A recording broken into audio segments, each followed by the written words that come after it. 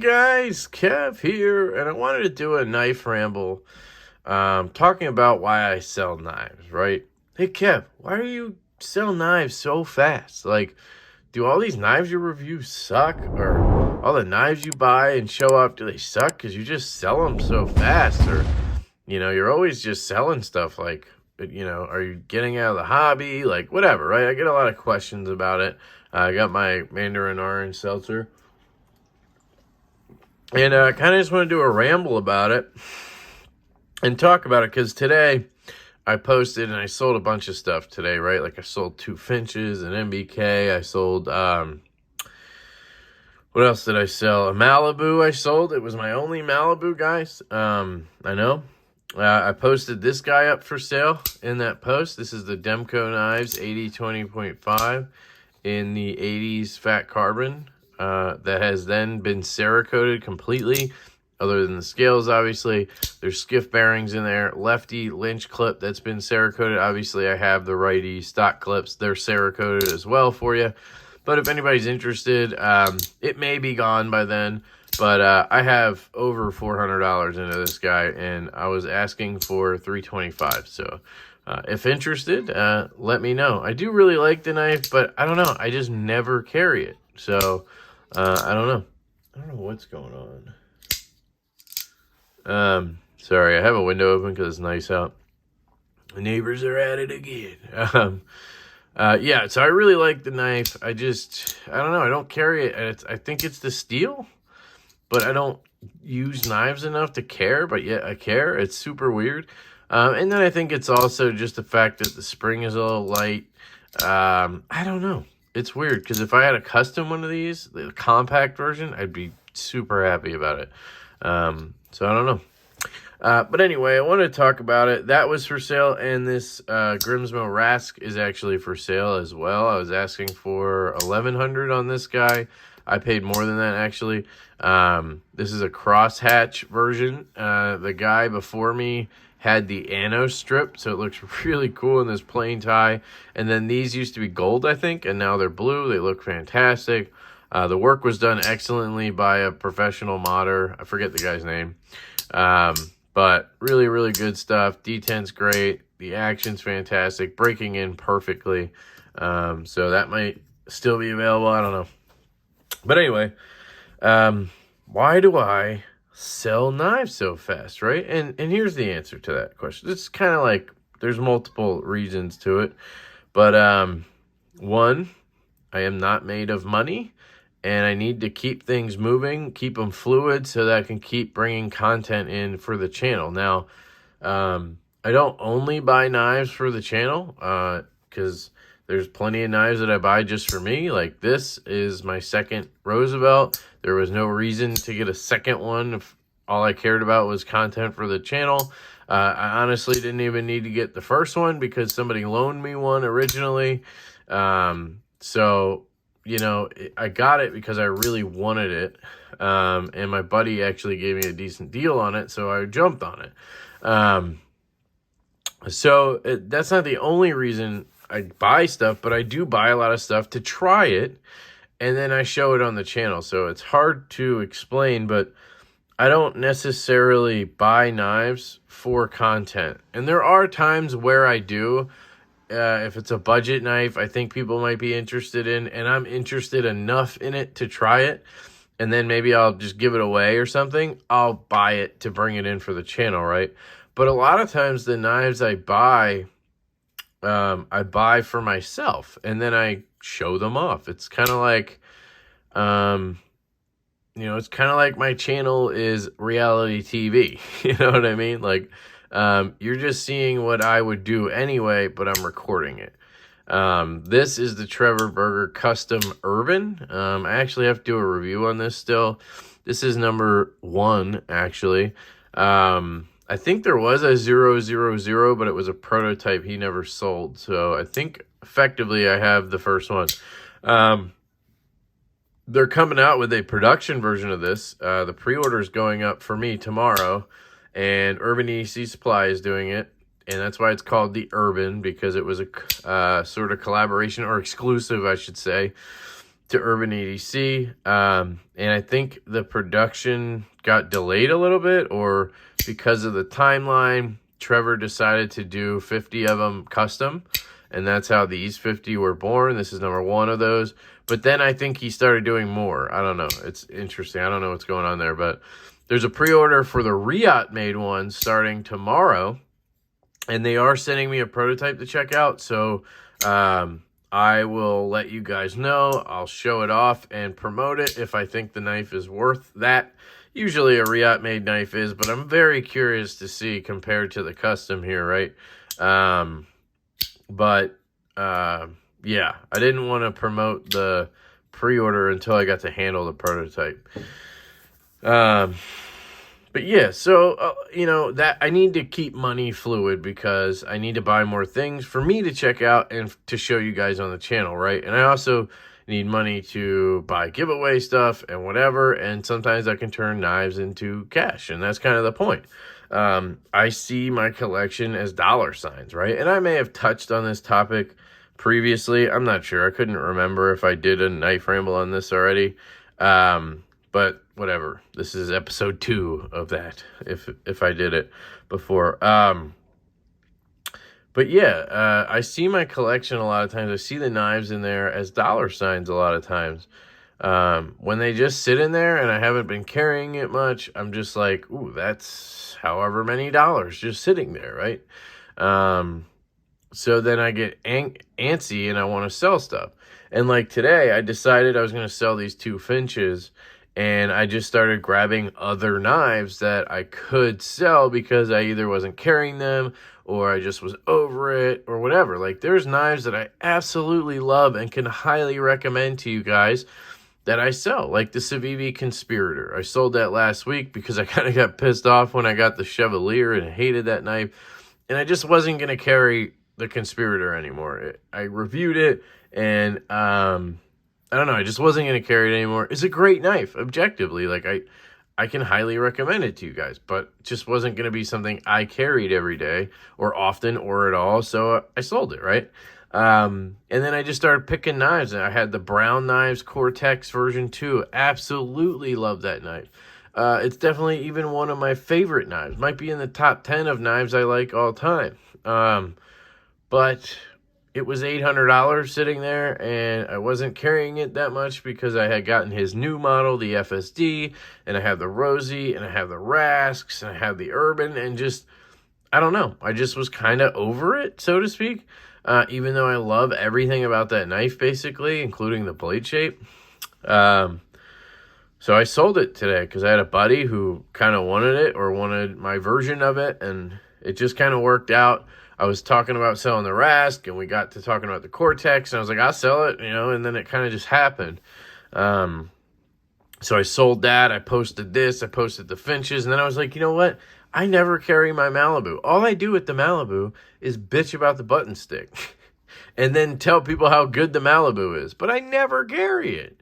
Why do I go around raving about the Malibu when I never carry it and I just bitch about button stick? Maybe it's not as good as I make it seem, right? Like, and I have these sort of epiphanies, and I'm like, I'm just going to sell it. It's still a great knife. The Malibu is great, and that button stick was basically, you know, it was just the, what do you call it? It was kind of the, what do I call it? I call it same thing with lock stick. Like, it's basically just like letting you know that your knife is locked up, right? It's not bad or anything. It's like an acknowledgement lock stick or something. I had a good word for it, but I can't remember. So I sold that, and that's what happens. I just kind of go through my collection. I'm like, what else can I sell? And I just start grabbing shit. You know, so I sold like, I don't know, $1,500 worth of stuff earlier. And then what did I do? I put some money back in savings because I took money out to buy this. Because it was a whole ordeal. I was trying to put it on a card and I couldn't, and then I had to do this whole Cash App thing, and I always put everything on a credit card. In case you guys are curious of my method for buying stuff, I put everything on a credit card, and not because I just want to endlessly spend money and be in debt. No, I never hold a balance. I put everything on my credit card because I get 1 point or $1 every time, you know, for every whatever it is. I think it's for every dollar you get a cent or something like that. So, you know, it all maths out. So basically for every $100 that I spend, I get 100 points, right? And then when I pay it off, I get another 100 points. So I can then, I think that's $10 or whatever. I don't know. Anyway, I have a cash rewards card. It's the double points card. And I think it's a city card. And basically every month when they go through the statement, every month I get like $200 in cash back. That's $200 that I wouldn't normally have if I just used my debit card. I wouldn't get that. So like to me, it makes perfect sense to put all of your bills on a credit card, unless you're not good with paying cards off. Like then don't risk it, right? I totally understand that. I was once in pretty good credit card debt, and most of the things that I'm good at, guys, I've learned my lesson. You know what I mean? Like, learned my lesson with addiction. I've learned my lesson with credit card debt. I've learned my lesson with this and that, right? I'm not just good at stuff. I've learned with age and failure. So anyway, if anybody's going to ask me for a recommendation, if you trust yourself, I always recommend get a card like that where you get reward, whatever your favorite reward is. Maybe you travel a lot. Then get a card where you get a bunch of traveler points or airline vouchers or whatever, right? If you're a car guy, you know, get the gas mileage one or get the thing that gets you points to whatever it is. So that's what I recommend. And then just make sure you pay your card off and you're good to go. So anyway, when this came up, I was just going to buy it, but Venmo wasn't working. Just something was up. I don't know. I had money in all my accounts, but nothing would work. So I ended up using Cash App, which is tied directly to my bank account, I guess, and it worked. So I moved some money around to do it because it was like the week where I just paid all my, you know, mortgage, car, like I paid everything. So I just moved some money around. So I sold all that stuff today, and I put that money back, which was part of it. Obviously, wasn't all of it. And then I take the rest, and I start paying towards a credit card. And I sell more stuff. Like I'm trying to sell this and this. And when I do, that money will go right towards that credit card and pay it off. So a lot of times people see me selling stuff, and they say, "What are you chasing, Kev? What are you chasing?" Right? I don't do that. Like I don't sell stuff specifically because I'm chasing this thing or that thing.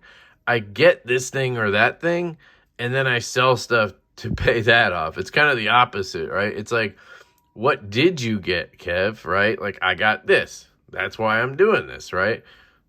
That's the example, but you get my point. I also pre-ordered like 2 GOMs last week. I bought that Bravo, the Pena Bravo. It looks cool.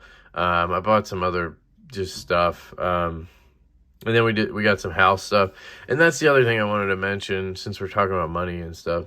The way I look at our credit card is whenever I feel like the credit card balance is getting to a point where I need to just throw money at it. Like it's not just, oh, we're going to get paid in however many days and then I'll pay this off, right? That's usually how you'd go about your bills, right?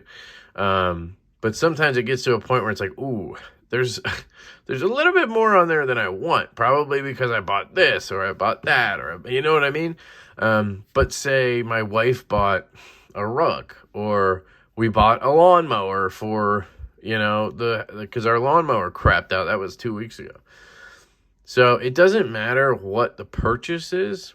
If I see that and I'm like, ooh, credit card's getting a little high, I will sell knives to pay it off. That's just the way I operate, because I'm, you know, 90% of the time I'm spending the extra, you know, what do you call it?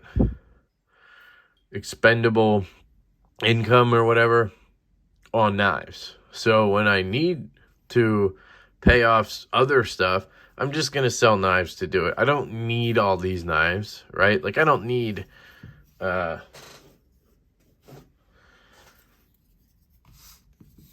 I don't need 2 of each of these, right? There's no need for that. So if something comes up, or if I just feel like, oh, you know, I should probably pay that card off, I'm just not feeling it, right? It's just, for me, it's a mental thing. I look at it, I'm like, ooh, that's getting to a point where I just don't want to have it go any higher, you know what I mean? And I don't want to use income for it, because we have that basically budgeted out for other things, and I don't want to just throw that at it because it might go in savings or whatever, right? So I'm just going to sell this, right?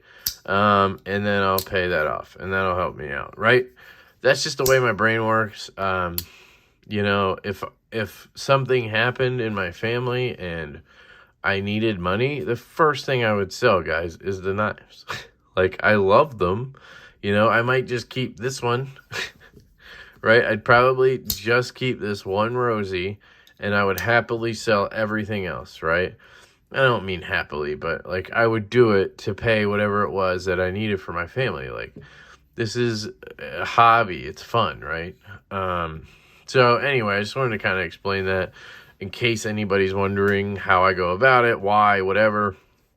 And then the other reason, the big reason, one of the big reasons, sorry, is, so one, I'm not made of money. So I need to sell things to keep the show going, so to speak, right?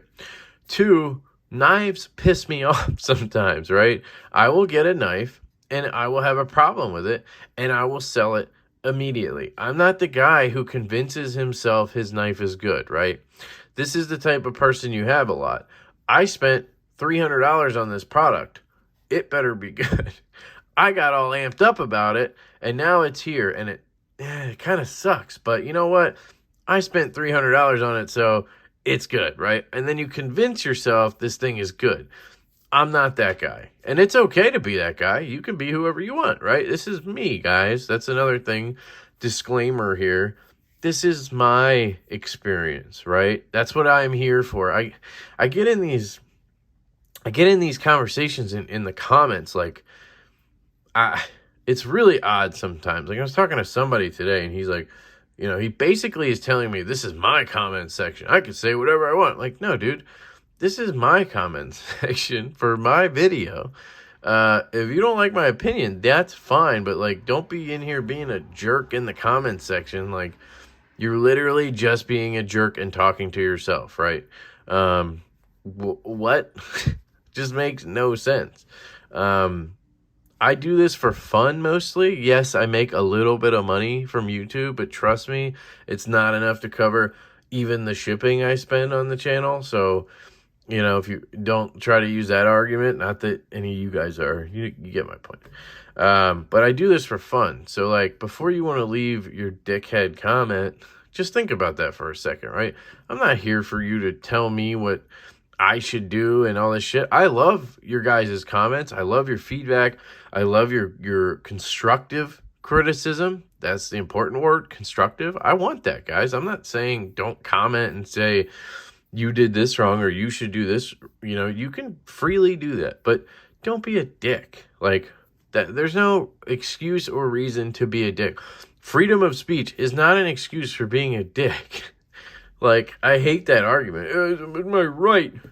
I'm free to say whatever I want, so I can just be a jackhole. Like, no.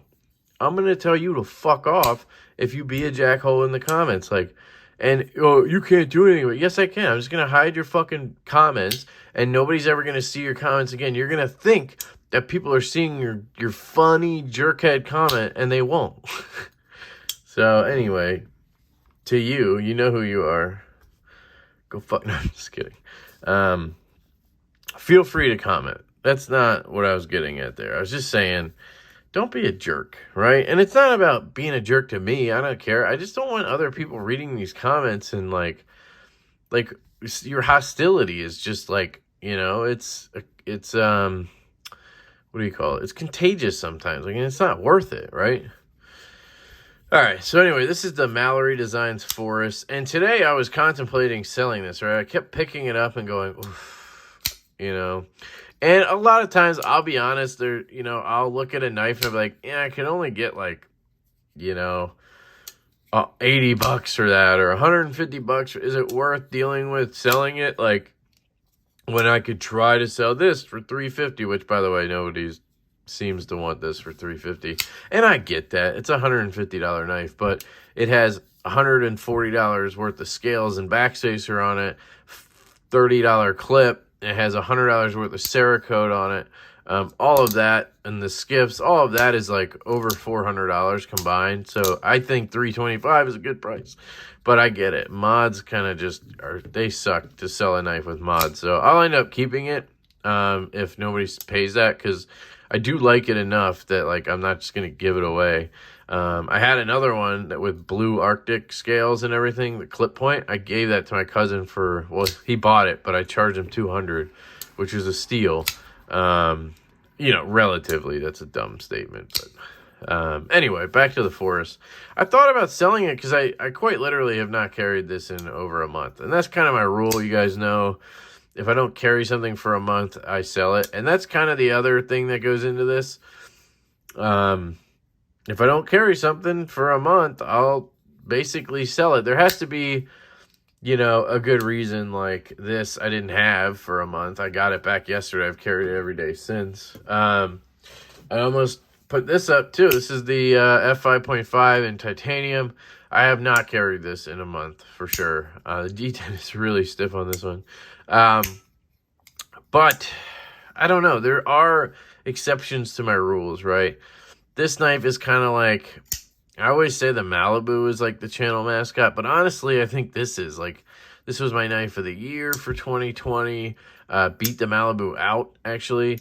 I've had like 20 of these. Like, you know, it kind of sparked my relationship with Urban EDC Supply. It's a fantastic knife. And I sold one in titanium before, and I told myself I wouldn't do it again because I'd regret it, right?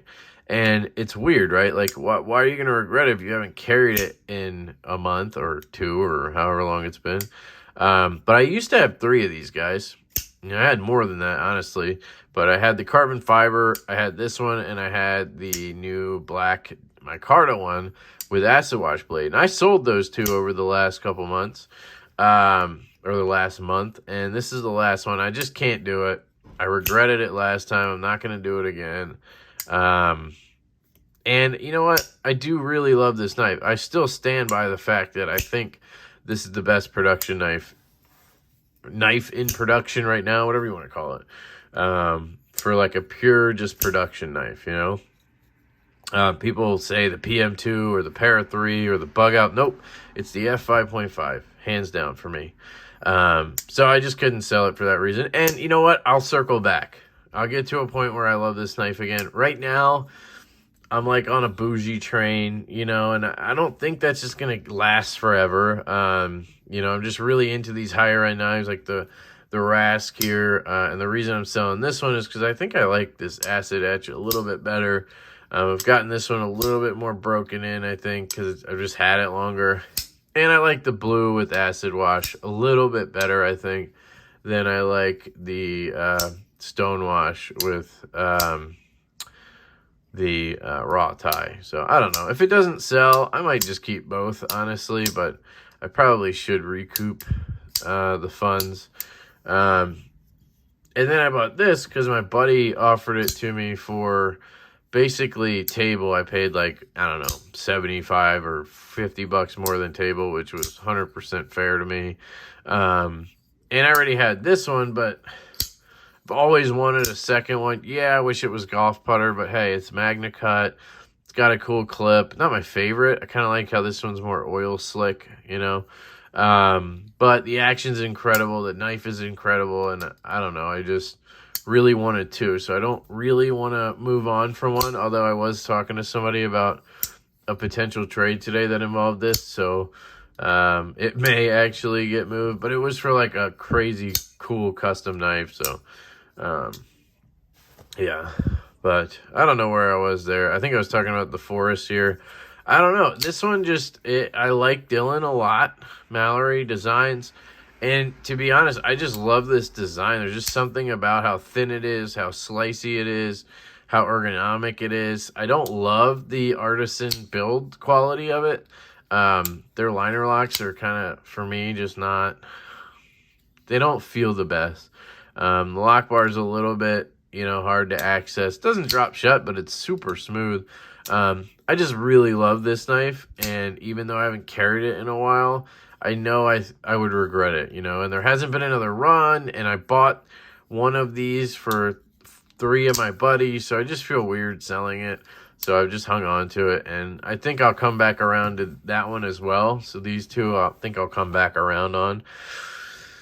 And then lately I've just gotten into slip joints and no clip, just like carrying in a slip like this. Talked about that in my last video. I don't know. I just have, and maybe that's changed me a little bit to where I'm okay selling some knives that, are the same as other knives where these slip joints are just a little different. I don't know. But anyway, that's kind of a quick rundown of why I sell things, that kind of stuff. It's mainly because, one, I need money. I'm just not made of it. It's not that I need it. It's that I just don't want to. I want to be able to buy the next thing. So I like to pay everything off, be in a good position at all times. So when something cool drops, I can buy 2 of them or whatever I want, right? And I don't just have all this money tied up in all these knives that sit in a case and aren't being carried, because I physically can't carry them all, right? Even if I just had these knives here. Like, look at 1, 2, 3, 4, 5, 6, 7, 8, 9, 10, 11. That's more than a week's worth of carry. You know what I mean? I could rotate these out every day and still never carry the same knife a day for almost 2 weeks, right? And that's not all of my collection. That's, maybe a third of it. So, and if you count all the ones I have on pre-order, it's like a quarter of it.